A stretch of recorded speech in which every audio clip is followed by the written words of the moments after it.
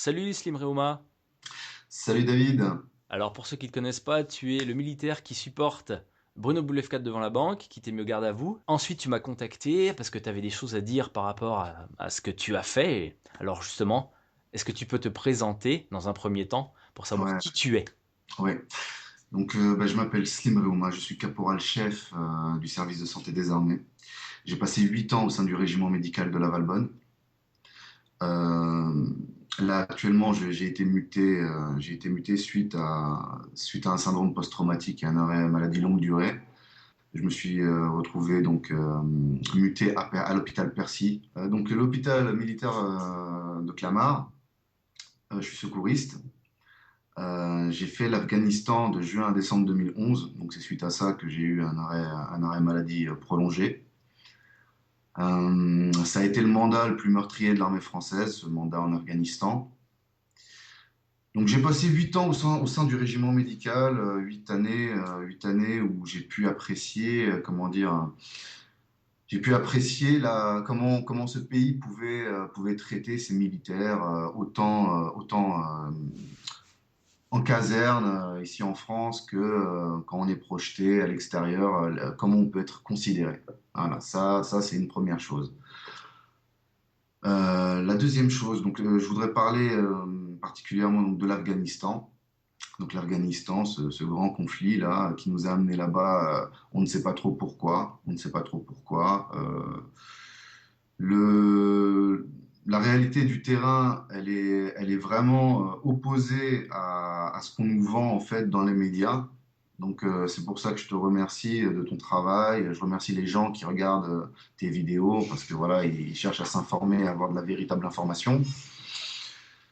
L'Afghanistan, donc de juin à décembre 2011, mandat le plus meurtrier de l'armée française sur ce territoire. Moi, personnellement, donc je suis secouriste, je suis parti. Avant de partir, les soldats, on fait un petit check-up avant départ et on fait tout un circuit administratif.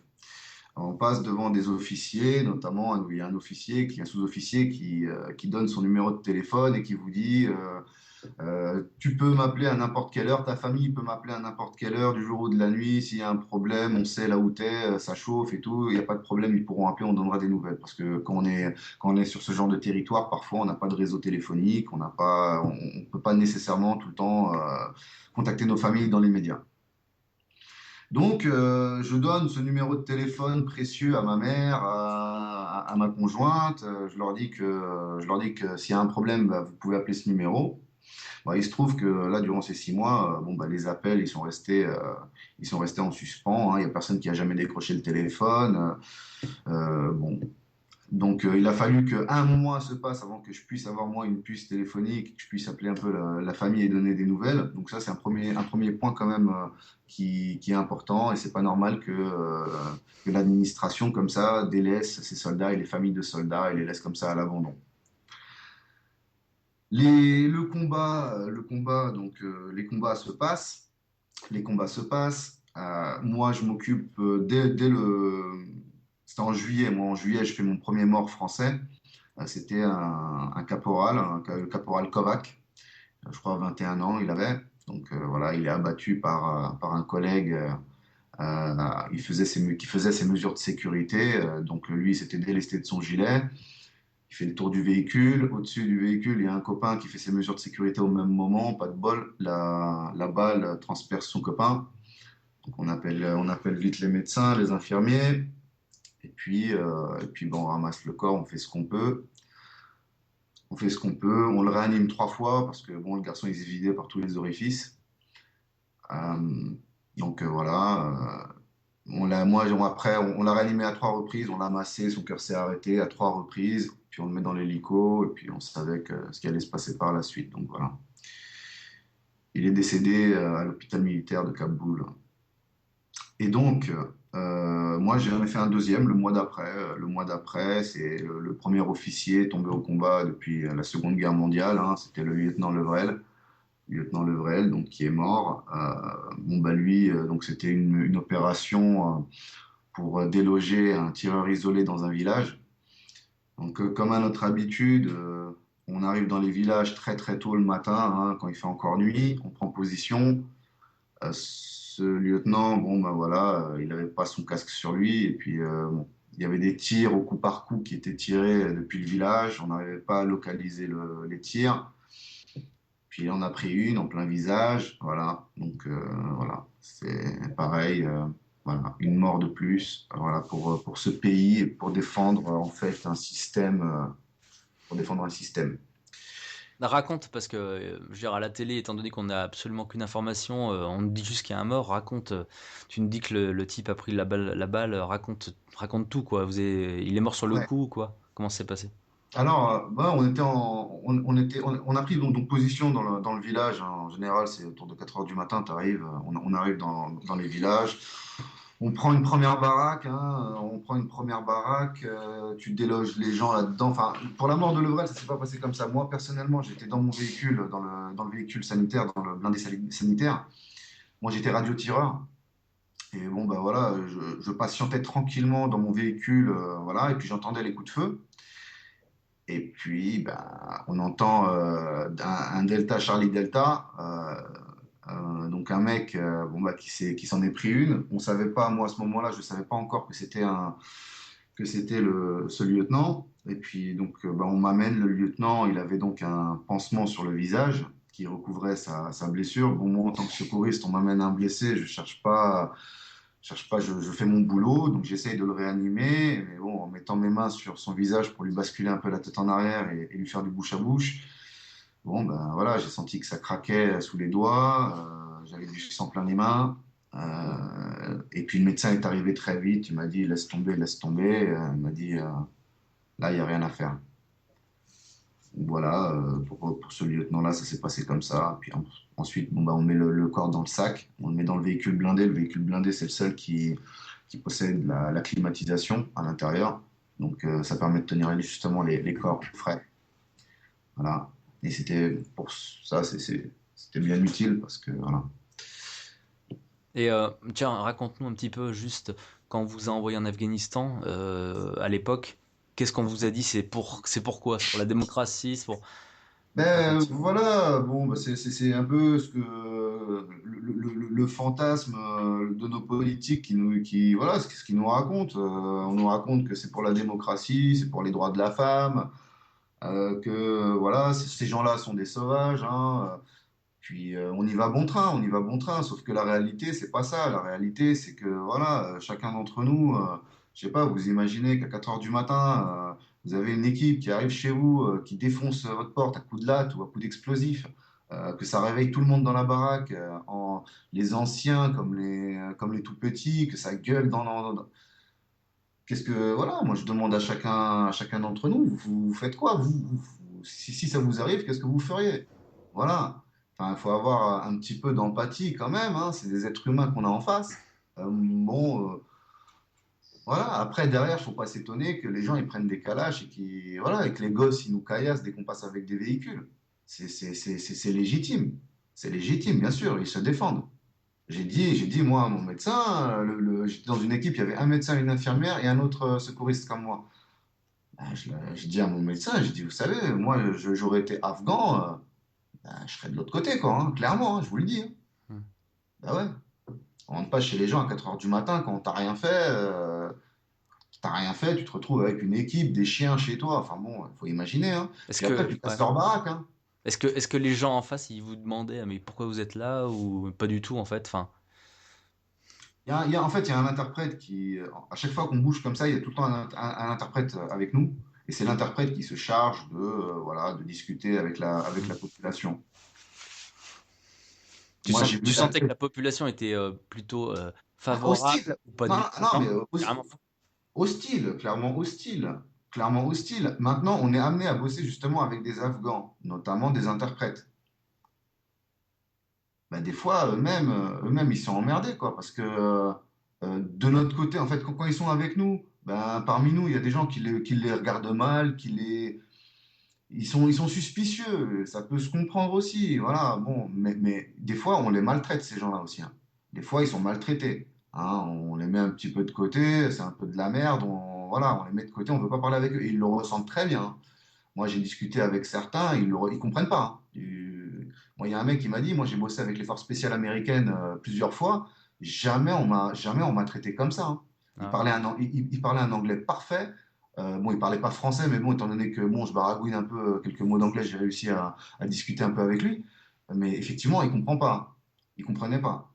Donc d'accord. ces gens-là, ils sont avec nous, ils se battent avec nous parce qu'ils mettent aussi ils mettent le pare-balles, ils mettent le casque et en avant, ils montent avec nous. Et puis ils sont pourtant ils sont pas, voilà, quoi. Ils Ok, sont pas mis en valeur, loin de là. d'accord. Voilà. Et est-ce que toi, par rapport à guerre impérialiste, on va dire, par rapport aux pipelines qui étaient tirées depuis le Kazakhstan, sur tout l'Afghanistan, etc., est-ce que tu as vu des gens débarquer pour mettre en place ce pipeline? Est-ce que tu as vu cet Non, impérialisme-là? non, parce que non, je crois savoir que les pipelines. Alors moi, je les ai pas vus de visu, d'accord? Je les ai pas vus de visu, ces pipelines. Je sais qu'ils sont là. Mais il se trouve que moi, ils sont déjà finis en fait, hein. Ils ont, quand moi j'y étais de juin à décembre 2011, c'était déjà fait, hein. Ouais. Ah, le travail avait déjà été fait, hein. Voilà. D'accord, il fallait juste sécuriser, vous étiez là pour sécuriser, quoi. Oui, ouais, c'est ça, c'est ça. Moi, D'accord. j'étais là-bas aussi pendant la libération de Christian Chesneau et Georges Malbruno, d'accord? Les deux otages là. Les deux journalistes là, quand ils les ont libérés, bah, c'était marrant parce qu'en fait, comment ça s'est passé? On nous a envoyés en fait au carton, hein, dans un coin où ils savaient pertinemment qu'on allait s'en prendre plein la poire, et pour derrière laisser la place libre pour les FS, hein, pour les forces spéciales, pour qu'ils puissent aller les chercher en toute tranquillité. Mais nous, on nous avait pas tenus au courant, hein. On nous a rien dit, hein. On nous a envoyés au casse-pipe. Et puis ils ont envoyé les forces spéciales pour récupérer les colis. Voilà, ça s'est passé comme ça. Est-ce que vous aviez un support aérien ou quoi, ou vous êtes allé comme ça? Sur celle-là, il y a eu des supports, ouais. Ouais, D'accord. Ok. il y a eu des supports, ouais. Comment tu prends le fait que le trafic de drogue ait augmenté en Afghanistan après que les Occidentaux soient allés en Afghanistan, Et je justement? pose la question, je C'est pose la hallucinant. question à mes chefs, hein. Moi, tu sais, je suis un soldat du rang, hein. Je suis un soldat du rang. Par contre, je suis pas con, hein. Par contre, je suis loin d'être bête. Et effectivement, ouais, voilà, les chiffres, ils parlent d'eux-mêmes. Donc voilà, c'est pareil, mais ça, faut demander des explications. Qu'est-ce que ça veut dire? Bah, on sait très bien Au-delà de que le ça, trafic va profiter pour faire des opérations spéciales, que ce soit de la CIA ou je ne sais qui ben là-bas. voilà, c'est ce que je comprends, c'est ce que je comprends. Maintenant, ce que je comprends pas, une chose que je comprends pas et que j'ai du mal à avaler, c'est que là, on est en 2013. Moi, juin à décembre 2011, c'est pas si vieux pour moi. Je me rappelle encore de tout ça. Je me rappelle qu'on nous vendait les talibans comme des égorgeurs qui buvaient du sang. Aujourd'hui, les Américains sont en train de traiter avec eux. Bon, je me pose des questions. Je me pose des questions. Hmm. Voilà. Et j'ai pas de réponse. On ne me donne pas de réponse. Donc voilà. Vraiment, je suis là aujourd'hui. Je fais un constat. J'essaye de comprendre ce qui se passe. Mais c'est une société schizophrénique. Là, on est dans une société schizophrénique. Hmm. On nous dit tout et le contraire à la fois. Et c'est à toi de te débrouiller pour faire le tri. Bon, je suis, voilà, j'ai pas fait d'études, je suis pas un intellectuel, je suis quelqu'un du terrain. Mais effectivement, donc, étant du terrain, quand j'écoute ma télévision, voilà, je tombe pas en accord avec la réalité du terrain. Il y a un décalage. Il y a un décalage, et ce décalage, j'arrive à me l'expliquer, puisque à chaque fois que je suis parti en opération, c'est toujours le même cirque. Quand il y a des journalistes, parce que je les vois venir, on les voit venir, les journalistes. J'en ai vu un paquet, hein, TF1, LCI, hein, et j'en passe. Bon, ils viennent sur place. Mais alors, ils sont pris en main par l'officier de communication. Impossible de discuter avec des journalistes qui, d'ailleurs, eux non plus, ne cherchent pas à venir vers nous et discuter, hein. Ça, faut le dire. Euh, Et comment tu prends le fait que, comme au Mali par exemple, on en a beaucoup parlé quand l'opération a démarré, style pendant une semaine ou deux semaines, et ensuite, paf, c'est tombé dans l'oubli. C'est exactement ce qui s'est passé en Afghanistan. je, Alors, est-ce que je, je, vous êtes pas ressenti quasiment abandonné là-bas? Ben, là, le problème, c'est aujourd'hui, moi, j'en viens à faire une espèce de mea culpa, je sais pas comment on peut appeler ça. C'est parce que je sens bien, effectivement, que on recommence. Allons-y, on recommence. Mais aujourd'hui, on est au bord, moi, mon sentiment profond, et d'ailleurs c'est celui de la communauté internationale, hein, c'est qu'on est effectivement au bord d'une troisième guerre mondiale. Je pense que les Russes, ils sont assez explicites dans leur dialogue, hein. Le statu quo, c'est fini, hein. Ça, je pense que tout le monde l'avait bien compris. Les Chinois prennent position, les Iraniens prennent position. On attendait les élections, mais on sait que c'est pareil. Ça va, chacun va camper sur ses positions. Et puis la guerre impérialiste, elle continue, elle est sous-jacente parce que quand on va faire la guerre, aujourd'hui, mon constat, mon sentiment profond, c'est que je ne suis qu'un mercenaire à la solde de multinationales avec l'étiquette France. Voilà, dans les pays étrangers, on nous envoie pour aller récupérer les matières premières, hein. Voilà, en fait, pour sécuriser les sociétés qui viennent récupérer les matières premières pour en faire commerce. Ouais, je m'en rappelle avoir vu en Libye, une fois Mhm. que tout était terminé, enfin tout était terminé, plus ou moins terminé, en tout cas que Kadhafi était tombé, etc. Je m'en souviens avoir vu toute une troupe de PDG d'entreprises, hop, tout le monde dans un C'est avion et direction Libye pour ramasser tout ce qui peut être ramassé, quoi. Hallucinant. pour L'impérialisme à l'Afghan- l'état pur. pour l'Afghanistan, quand on voit des sénateurs français arriver sur le terrain afghan et participer à ce qu'on appelle des shouras, c'est-à-dire des assemblées où les chefs de tribus viennent se rassembler pour discuter de choses. Ça a fait penser au think tank, hein, le groupe Bilderberg. Il paraît que ça n'existe pas. Hmm. Hein. Bon, ben, on voit que ça existe, on sait que ça existe. On sait que les sénateurs viennent en Afghanistan, pardon, pour faire du lobbying. Euh, la réalité, c'est ça. L'affaire Kadhafi, l'affaire comment dire, du financement de la campagne de Nicolas Sarkozy par Kadhafi. Pourquoi on n'en entend plus parler de cette histoire? Ziad Takieddine, il a dit des choses intéressantes. Pourquoi on n'écoute pas? Il était en relation directe avec Saïf al-Islam, le fils de Kadhafi. Hmm. Ils se sont dit quoi? Ces gens-là disent que Nicolas Sarkozy a effectivement reçu des millions d'euros pour financer sa campagne. Je ne parle pas de trois quatre briques, on parle de millions d'euros. Quand on parle de Jérôme Cahuzac, je fais la transition, voilà, on peut rebondir. Jérôme Cahuzac, qui est d'abord médecin de formation, il fait le serment d'Hippocrate. Déjà, normalement, c'est quelqu'un qui est censé avoir une morale à la base. Bon, ce mec-là, il se retrouve ministre en charge du budget en temps de crise en France. Il dit aux Français, serrez-vous tous la ceinture. Et dans le même temps, monsieur fait de l'évasion. Il ment devant toute la représentation nationale, si on peut appeler ça une représentation nationale, hein, excusez-moi, si je peux me permettre, hein. Moi, voilà, bon, il ment devant tous ces gens-là. Et ce monsieur, il est pas inquiété, hein. Il n'est pas inquiété parce qu'il avoue qu'il a menti par la suite. Et puis, il ne se passe rien. On ne le met pas en tôle, ce monsieur. Moi, j'aimerais bien comprendre pourquoi. J'aimerais bien qu'on me dise pourquoi. Il va- J'aimerais bien que, il j'aimerais bien que mes chefs m'expliquent ce qui se passe. sera peut-être jugé un jour quand il sera trop vieux. Ben déjà, il va y avoir déjà des débuts d'explication puisque je suis en train de faire cette vidéo. Et comme je m'en doute, je me doute qu'il va se passer quelque chose derrière. Je pense que mes chefs vont vouloir me parler un petit peu. Je m'adresse à eux en leur disant, voilà, ça va se passer comme ça quand on va se rencontrer en vrai. Vous allez m'expliquer aussi ce qui se passe dans ce pays. Pourquoi moi je suis en train de me battre pour ce pays? Pourquoi il y a des gens qui sont corrompus au gouvernement? Pourquoi? Qu'on m'explique, qu'ils commencent par faire le ménage là-haut avant de faire le ménage dans leur rang. Voilà. Ah, Parce parce que que nous, on est en bas, on se bat pour notre pays, il n'y a aucun ouais. problème. On fera ce qu'on nous dit, il n'y a pas de souci. Mais il arrive un moment où on veut que nos chefs soient clairs. Il faut qu'ils soient clairs. Bah, justement, Intègres, intègres. Des gens intègres. est-ce que tes chefs sont, est-ce qu'il y a des chefs qui sont dans ton état d'esprit qui en ont ras-le-bol? Ou c'est juste les J'ose soldats espérer, eux-mêmes? j'ose espérer que oui. Aujourd'hui, j'ai commencé mon combat enfin mon combat.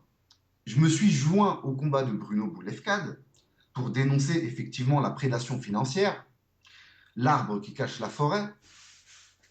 Et en faisant ça, j'étais en train de défiler, je suis pas censé faire ce genre de choses. Mais là, pour le coup, Bruno Boulefkade, bah, c'est un copain à moi en fait, hein.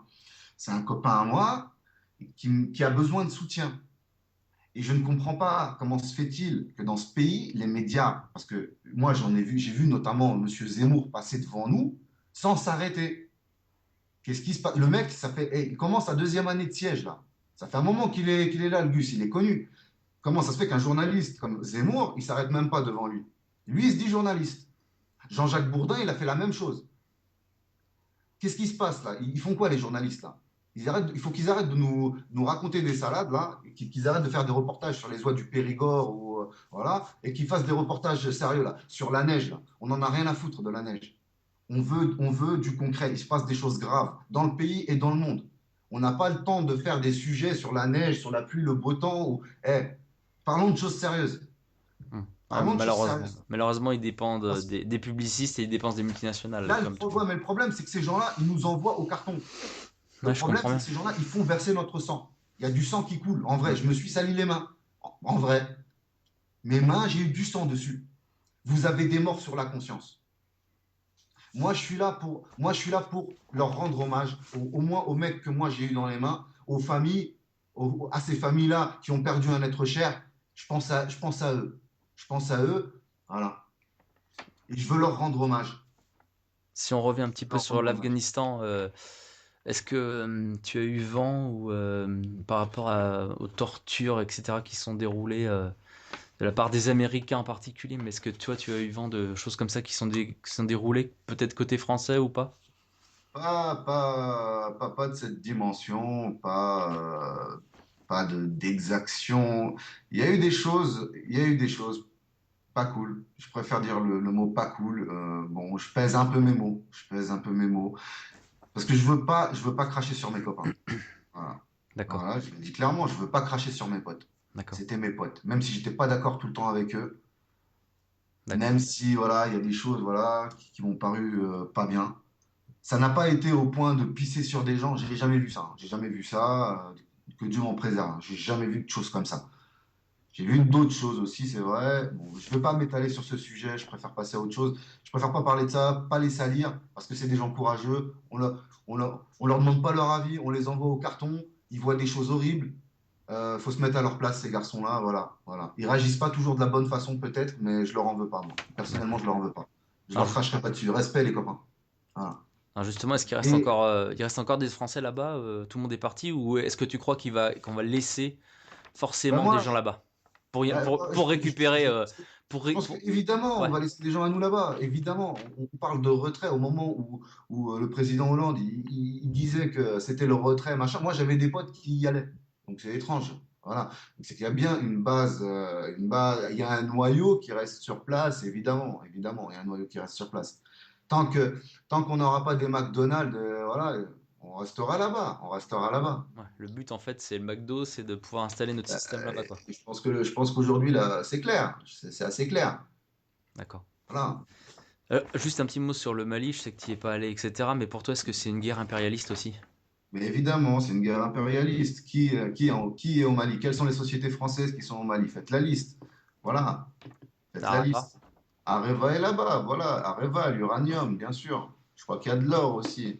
Enfin, il y a des matières premières, il y a des sociétés qui exploitent là-bas. C'est ça la réalité du terrain. Hmm. La réalité du terrain, c'est ça. Quand on envoie des soldats, c'est pour protéger ces sociétés qui font ce travail-là. Maintenant, voilà, faut pas. Les intérêts supérieurs de la France, c'est quoi? C'est ça. C'est Hmm. ça, les intérêts supérieurs de la France. Moi, pour moi, hein, à mon sens, hein, pour moi, les intérêts supérieurs de la France, c'est les Français. C'est les Français qui dorment dehors. C'est pas normal. Quand il fait froid, quand il caille, c'est pas normal qu'il y ait des Français qui dorment dehors. C'est pas normal qu'il y ait des Français qui dorment dehors devant les grands pavillons qui coûtent des millions d'euros autour du bois de Vincennes, là. Les mecs de chez eux, ils voient les pauvres gens, les fois les familles dormir sous des tentes dehors. Il y a un problème, hein. Il y a un problème, hein. Il y a un gros Il y problème, a ouais. un problème. Et moi, c'est un coup d'alerte, ça, hein. C'est un coup d'alerte, là. Cette interview-là, c'est pour prévenir qu'il y a des gens là derrière, ils sont vraiment en train de souffrir et de galérer et qu'ils en ont marre. Ces gens-là en ont marre. Nous-mêmes, on en a marre. Soldat, t'es pas payé. Explique-moi, là, c'est quoi qui va pas, là? C'est quoi? C'est le logiciel, le logiciel. Ah bah alors, Qu'est-ce que tu me parles de justement, vas-y, logiciel? parle-nous un petit Qu'est-ce peu de ces épisodes-là, parce qu'on en a entendu parler avec Pierre que- Jovanovic et quelques autres qui en ont parlé, mais raconte-nous un petit peu cette histoire de logiciel et de pays qui n'arrivent pas. Et est-ce que c'est réglé? Mais non, voilà, c'est pas réglé. Ils ont mis en place un logiciel pour se substituer au centre de versement des salaires, les différents centres de salaires selon les régions. Ils ont décidé de centraliser tout ça et de passer par un logiciel. Sauf que depuis qu'ils ont mis ce logiciel en route, dès le premier mois, hein, dès que ça a commencé, on a eu des problèmes de versement de solde. Tout de suite. Ils ont dit, bon, c'est le logiciel, ça va durer quelques... Vous inquiétez pas, ça va revenir. Ça fait combien de temps? Ça fait combien de temps maintenant que les problèmes ne sont pas réglés? Ils sont toujours là. Il y a encore des soldats qui ne perçoivent pas l'intégralité de leur paye, voire des fois pas de paye du tout. Comment on explique ça? Et vous voulez que vos soldats continuent à cautionner tout ça? Mais il faut se réveiller, hein. Faut qu'ils se réveillent, hein. Alors Donc justement, moi, ça me fout les boules. J'aurais bien voulu que quelqu'un d'autre fasse ce que je fais. Très honnêtement, j'aurais voulu que quelqu'un d'autre. Mais je vois que personne ne fait rien. Je vois que voilà, c'est le statu quo. Faut rien dire. Moi, j'en ai marre. Jérôme Cahuzac, tu devrais être derrière des barreaux. Si t'es pas derrière des barreaux, c'est que ça cache quelque chose. C'est qu'il y a un vrai, vrai, vrai problème derrière. Voilà. Et je mets au défi maintenant. Donc moi, on va s'attaquer certainement à moi. On va s'attaquer à moi, mais on laisse Jérôme Cahuzac dans les rues. Que tous ceux qui écoutent cette vidéo comprennent bien ce qui est en train de se passer. Là, voilà, moi, je suis un soldat et je suis intègre. Voilà. Je me regarde en face, je me regarde dans le miroir. Je me bats pour des valeurs. Je me bats pour ma conscience. Mais Jérôme Cahuzac, lui, s'il court encore et que moi, un jour, si je dois me retrouver, si je dois perdre mon taf et me retrouver derrière des barreaux, et on a un Jérôme Cahuzac qui court en liberté et qui continue de faire de l'évasion fiscale, parce qu'il va continuer, hein. Pourquoi il s'arrêterait, ce monsieur? Et qui continue. En plus, il voulait aller à l'Assemblée nationale, ce garçon. Je dit ce garçon, hein, parce que c'est un garçon. C'est un garçon, c'est pas un homme, ça. là, Hein. là, je te sens en colère. Quelle a été la réaction des militaires quand vous avez appris que Hollande faisait retirer les percuteurs des FAMAS quand il allait visiter quand il allait visiter les militaires? Vous avez pensé comment? Qu'est-ce que vous en pensez? Qu'en pensez-vous? Voilà, je pense que moi, je suis le premier, hein. Alors, je serais peut-être le seul, peut-être, mais je suis en tout cas le premier, là, à la ramener. Voilà, dans les rangs, hein. Parce que des gens qui sont sortis des rangs et qui racontent l'histoire, effectivement, il y en a un paquet, hein. Les syndromes post-traumatiques, il y en a un paquet, hein. D'ailleurs, il n'y a pas de chiffre là-dessus. Maintenant, des soldats en colère, vous en avez un paquet dans les rangs. Beaucoup, beaucoup. Je le sais, moi. Hmm. Il y en a beaucoup, ils sont pas contents. C'est pour ça qu'on vous a fait retirer votre, Donc, votre donc, percuteur des FAMAS. on a un président qui a peur de ses soldats. C'est ce que je comprends. Hmm. Si tu me fais retirer mon percuteur, ça veut dire que tu as peur que, voilà. Donc, posez-vous la question. C'est que il y a bien les choses sont bien en train de tourner. Les choses sont en train d'évoluer, je pense, dans le bon sens. Maintenant, j'attends, moi. Moi, j'attends. Moi, ce que je veux, c'est que les gens, ils regardent plutôt ce qui est dans leur intérêt plutôt que ce qui les divise. Chose que nos gouvernants savent très bien faire et tous les partis politiques, hein, ils maîtrisent ça à merveille, hein. Ils savent comment faire pour diviser les gens. Hmm. Voilà. Pas mal, franchement, c'est bien, hein. Ils le font vraiment très très bien, hein, avec brio, hein. Maintenant, moi, j'appelle juste les gens à regarder ce qui les réunit, parce que vous en avez, hein. Moi, j'ai parlé avec beaucoup de gens d'horizons différents. Je partage pas tout avec tout le monde, forcément. J'ai mes idées, j'ai mes opinions, ok. Mais il y a un constat à faire, hein. Il y a un constat à faire, les copains. Je pense qu'il est temps que, voilà, qu'on discute les uns avec les autres, hein. On pense pas tous pareil, hein. J'espère que je me fais bien comprendre.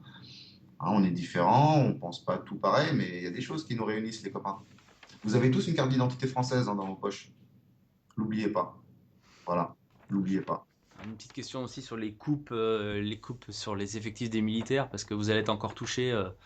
Dans les Encore une prochaines fois, années, vous allez prendre encore moins 20 000 militaires, il me semble, c'est ça? Et encore une comment... fois, tout ça, c'est parce que on essaye, je pense, hein, à mes yeux, c'est affaiblir l'armée.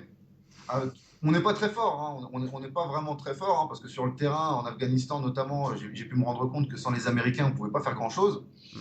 Euh, maintenant, bon, bah, si on supprime des postes, c'est qu'il y a peut-être une raison cachée. Voilà, il y a peut-être une raison derrière tout ça. C'est pas seulement pour faire des économies. C'est peut-être une bonne chose, hein. Moi, je veux bien un pays pardon, un pays qui ne possède pas d'armée, ça veut dire qu'il est en paix avec tout le monde. Et s'il n'y a pas d'armée, je suis d'accord, moi, sur le principe de base, hein. Il y a aucun souci, hein. Mhm.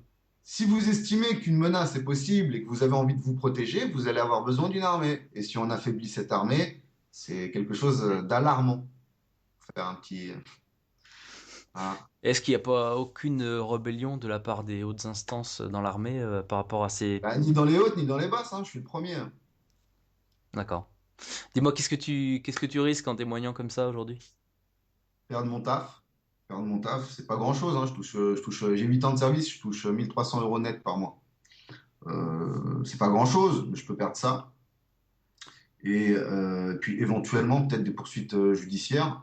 Euh, mais là, si on me donne une tribune devant, si je passe devant un tribunal pour ça, euh, voilà, j'appelle tous les gens qui regarderont cette vidéo à me soutenir, les copains. Voilà, me laissez pas tout seul après dans ces cas-là. Vous attendez que les choses elles bougent, je bouge à votre tour. D'accord. Tu crois que les langues vont se délier après toi? Ce que je dis, ouais, ouais, ouais, parce que il y a des gens qui sont prêts à témoigner, hein. J'ai pas fait l'Afghanistan tout seul. Un événement comme un événement comme celui-là, comme ces 6 mois là, ouais, tu tisses des liens assez forts avec des personnes.